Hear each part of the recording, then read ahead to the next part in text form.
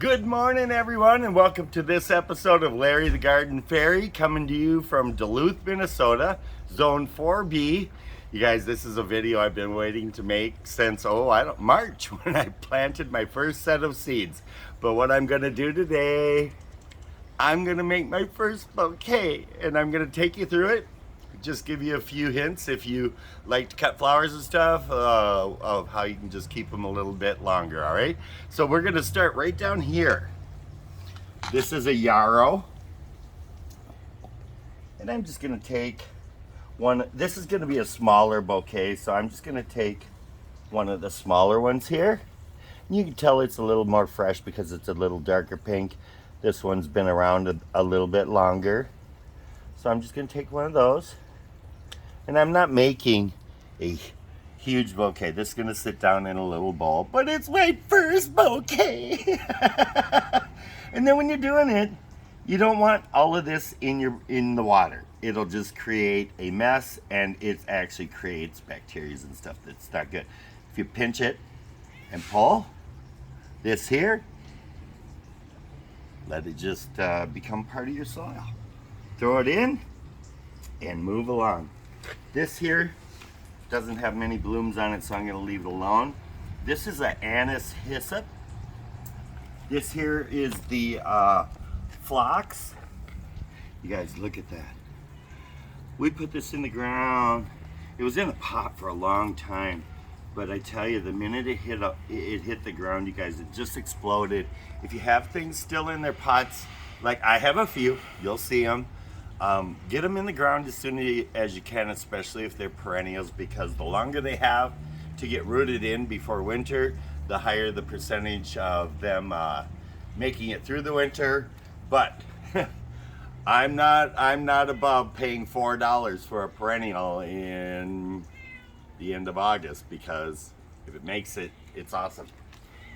All right, so we're gonna just continue on. The hydrangeas getting ready to be just a showstopper.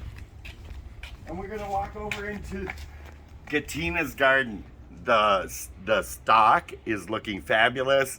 The celosia is starting to pop, the gomphrena, but enough talk. Let's go, you guys.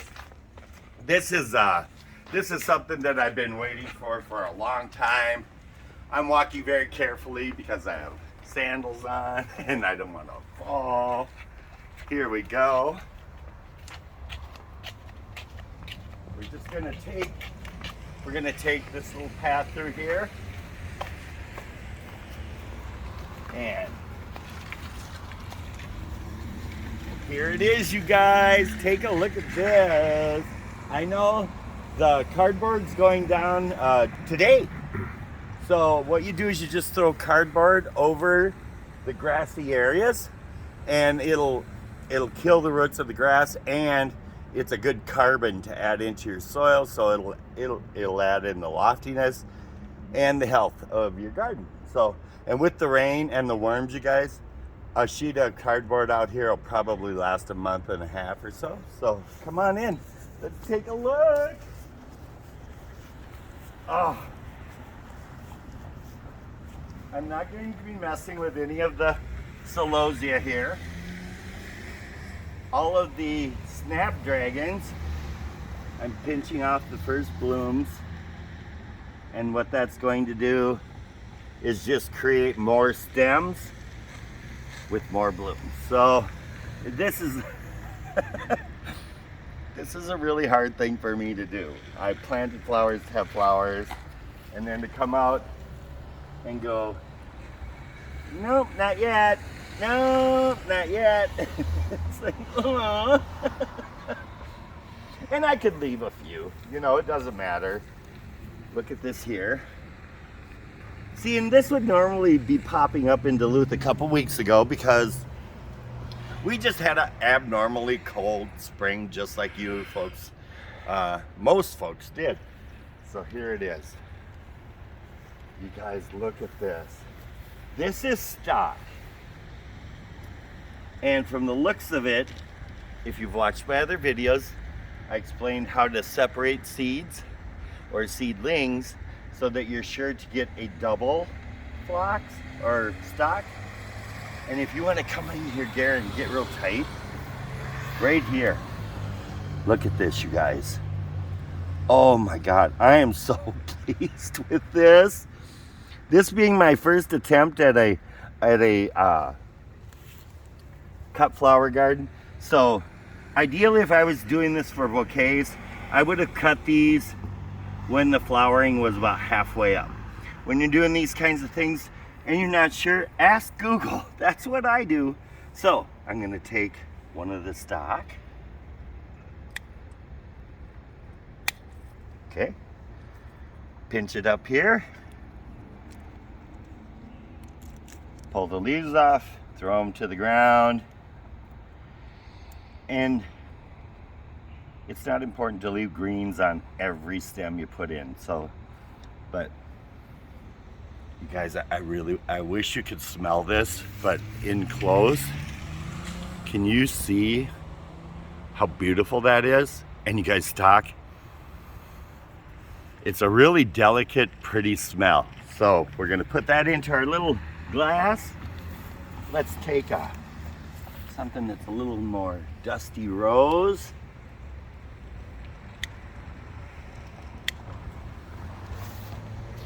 Pull the stems off again. And I'm, like I said, I'm just making a little bouquet. Gotta have a little bit of white in there. This really is the only white one, and it's kind of short, so I'm not, yeah, I'm gonna leave that alone. I want to leave growth so that it's got energy absorbing leaves that'll shock the plant into producing more blooms. Like I said, this is gonna be a small one. We get over here, the amaranth is looking fabulous. If you're not familiar with amaranth, that's going to be the one that produces the long tail looking seed pods. Really pretty. These will be a little more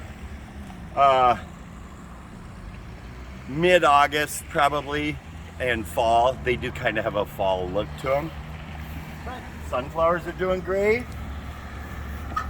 We're gonna head down this row here to the Gomphrena. Get the tripping hazard out of Gary's way. Thank you for videoing, honey. You're welcome. Oh, well, this will be a nice pop of white. Little Gomphrena here. And when we're cutting the Gomphrena, you want to take it right down to where the next two are coming out of, and right above that. There you go. You can leave the little extra bud on there. Just getting rid of that. Pop it in there. We're going to do one more of the Gompphrenas. We'll take that. Let's take that one down a little further. There we go. Get rid of the leaves. And you can probably see that most of the things that I planted in our yard are in the pink purple family. Yellows and reds tend to be a hotter, brighter color. So Gary and I have kind of just, we're working those colors in spots, but trying to keep mainly the pink, purple, mauve, salmon, and white colors in the yard. Okay, so this is, like I said, just a little bouquet. It's gonna be a tiny little thing, but this is my start here.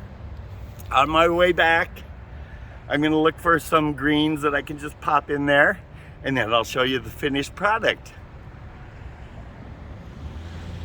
All right, so I landed on this, it's like a trumpet flower. Gary's had it here since way before me, so not really quite sure of what species it might be, but I'm just going to take this winds together, and I'm gonna take one piece out.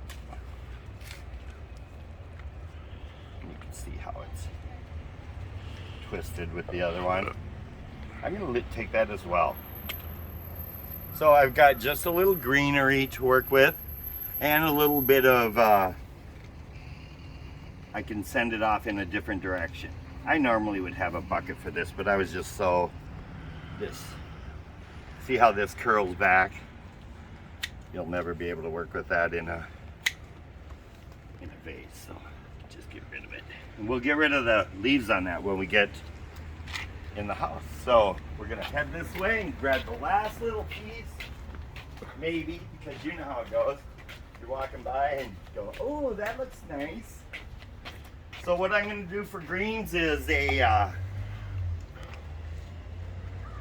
little bit of the boxwood. So I'm gonna take just little pieces. You don't want a big chunk out of your boxwood. Keeping in mind it doesn't need to be that long. See, something like that. Strip the bottoms. Just let them decompose, you guys. It's natural compost. See what a nice little green pop that'll be in the arrangement there. And I'm gonna grab one more. Let's see. Trying to get something that's a little taller. It needs to be clipped, so I'm actually doing it a favor. It's too big. There we go. See, nice little. Strip it down a little bit. And I have enough here to do just a little bouquet, but I really couldn't wait much longer to show you some of the flowers that have just come to life in the last few days. Hope you enjoy my videos. Please share, please comment.